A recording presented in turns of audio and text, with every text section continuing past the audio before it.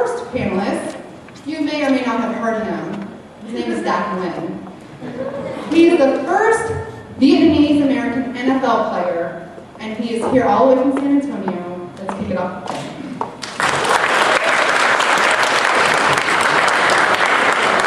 Thank you. Good afternoon. Real quick, kickstart this event, so bear with me. Usually, I'm a shy person, so I want to start out. I really want to share a little bit of my story. I know I'm on the clock with 5 minutes, and I really want to share a story about faith, about opportunity, perseverance, and dream. And I think I want to share that with you because of what I went through in my life. And my life started in April 25, 1975, when my family left Vietnam, when the North invaded the South, and we left. And we wanted an opportunity to have 5 siblings. My mom was 6 months pregnant with myself. And to come over to America just to have an opportunity.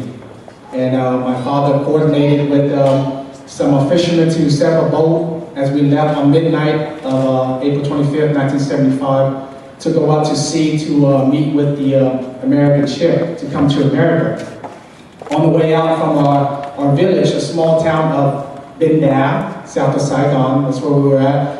And when we left, the Viet Cong was shooting at us, and basically they shot away the American ship. So we never had that connection. So we were stuck out there in sea for 7 days. So my mom was 6 months pregnant with myself, and we were out there for 7 days, and all of a sudden we saw land. And my parents said, whoa, I think this is America. There was about 50 of us on the boat, and it was Thailand. So there we sailed up the China Sea and was in Thailand, but we couldn't get on the land in Thailand because we didn't have paperwork. So we were there for another 14 more days in order to get the paperwork done, but they were bringing us water and food in order for us to live. So for 21 days we were on the boat. And so we finally got connected with the American people after the paperwork was done and got a chance to go to Camp Pennington. And then we went to Fort Chaffee, Arkansas, and that's where I was born. I think that's the refugee camp there in Fort Arkansas, and that's where we stayed. And there, the Catholic Charities of America took us in and distributed us all around the country. And all of us kept in touch as a family. So we went up to Michigan, in Kalamazoo, Michigan, and there my dad worked at the church. Mom took care of the other 6 kids. And some of you guys might know, they donated us a car, a 1970 Ford LTD. You guys remember those LTDs?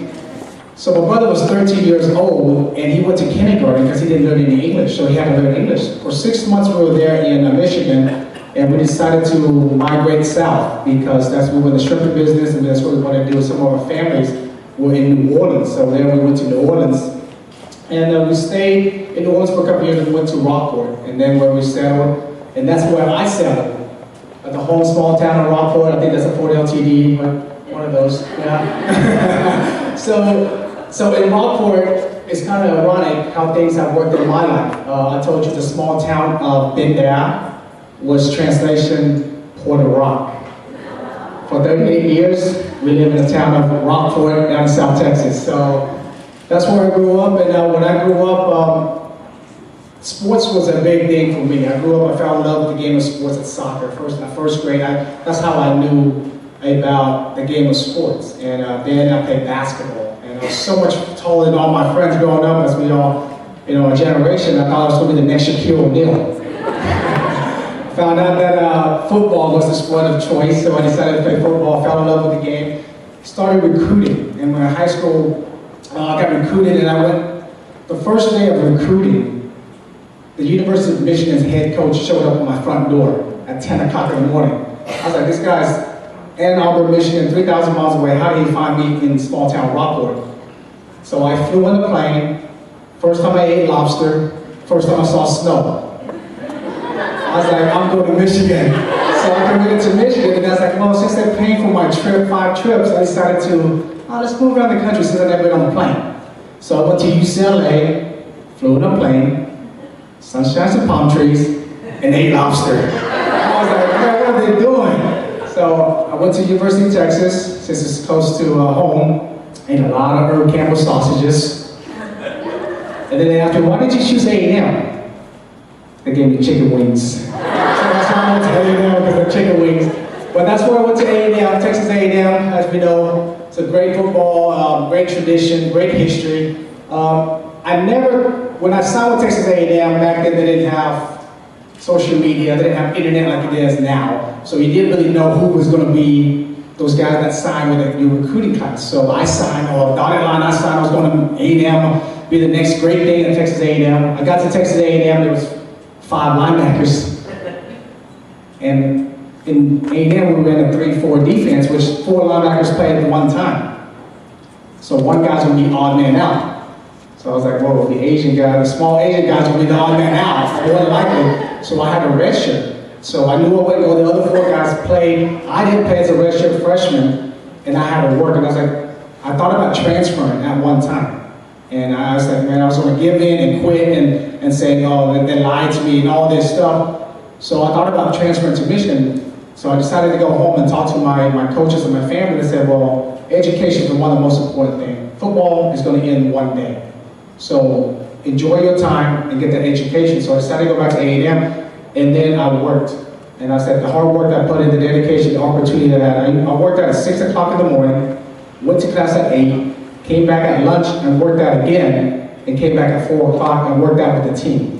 So for the whole year, I worked out 3 times a day, and I wanted an opportunity. And I said, the guys that were in front of me, at least in 4 years, when he leaves, I'm gonna have an opportunity to play my last year. And that was my mindset.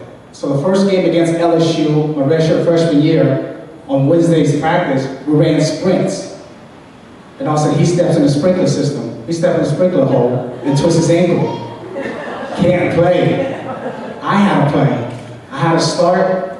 So after that, I started 51 games after the whole career, and I never looked back because that was the window of opportunity that I had. And you got to seize that moment. So I did, and I played 4 years at A&M and had an opportunity to dream about playing in the NFL. That was the next step. That was the next level of, I guess, a process when you go through life. So I dreamed about playing in the NFL, and I realized, oh, I do have an opportunity.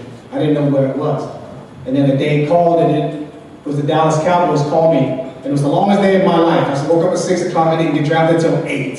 So it was a long day for myself, but it was a dream come true. There's a lot of stuff that happened in my life where I was the first Vietnamese American ever to play and represent. Hopefully I'll open the doors for kids to dream and to follow their dreams. And I think that's the important thing that I dream. I had a vision. I wanted to dream big, and I did, and my dream did come true. But going back to the Cowboys, so I got drafted, everybody excited, family's going crazy, and all of a sudden they called and said, hey, we gotta be up here next week for minicamp. So we came up for minicamp, we go through, at A&M my playbook was about that big. At the Cowboys it's about that big. So I had to learn all this stuff on defense, so we went out to practice for the first day, and we called this drill called 7-on-7. You guys know what 7-on-7 is? It's an offensive drill. It's quarterbacks, running backs, receivers, and tight ends versus linebackers and quarterbacks. So it's really an offensive drill. You can make a play, you call a defensive play, you try to stop them. So halfway through the 7-on-7 drill, my coach goes, hey, Dad, get in there. So I said, oh, I know what I'm doing. So I jog in there. So you guys are the offense, I'm the defense. I'm calling the defensive play, get the signal. I call the play, and I look over. It was Troy Aikman. I looked behind him, it was Emmitt Smith. I looked to my left, it was Michael Irvin. They snapped the ball, I didn't even move. So I said, still, can I one more story, or we gotta go? So as a rookie, I was playing a nickelback. So that same year, we went to play the Minnesota Vikings. And I was the guy that was in third downs or before the half or end of the game. I'm in the game, and my responsibility is the running back. So my job is the running back. So all week long we were talking about, they're the first team that went to 5 receivers. And when they go to 5 receivers, Dad, you got to get off the field because it's a mismatch with you and the receiver. We want a smaller, faster guy to cover the receiver. So during the game, they ran the ball to their sideline, and our sideline was over here. I made the tackle on the running back, and he just walks off the field. Because the sign was there, so they substitute 5 receivers. And I looked over, it was like substitution. I let him go across the field to run across. He goes, no, just stay. I said, okay. I know what we're were doing. During the week, I was doing the whole meeting, and we're going through the tendency. So, assuming that's Chris Carter. You guys know who Chris Carter is? So all week long, we know that Chris Carter, an offense, when they go 5 wide, usually it's 3 on one side and two on the other, and you count from the outside, 1, 2, 3, and that's usually Chris Carter, or 1, 2. So Chris Carter's always the third one. So I lined up, I called the play, and we called this double-double, which we always had to double the 2 receivers from the outside. And so I called the play to line up, and I looked up. It wasn't Chris Carter. It was Randy Moss. You guys know who Randy Moss is? It's like 6'6" and run like a deer. So I looked at him, he looked at me, he shook his head. So I looked back, it was double-double, so I was like, we'll double the 2 outside guys. So all my mind was thinking, da-da-da, da-da-da. It's going to be on ESPN, everyone's in the world's going to see this play. So in my mind I was thinking, oh, all week long we were watching this tape, so it's 5 yards and out. It's a stick route. So they snapped the ball, and all of a sudden Randy Moss went, ta-ta-ta-ta. I was like, what in the world is he doing?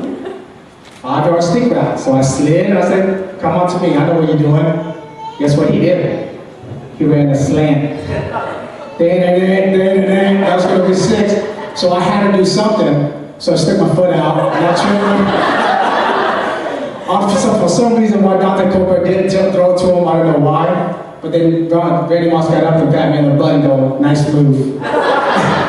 So that's my story about Randy Moss. But overall, my life, opportunity, I think the window of opportunity, you never know. Perseverance, knowing that you have to work hard, dedication, and dream. Anything, dream. Love what you do, enjoy what you do, because every day is a blessing. Thank you very much for having me.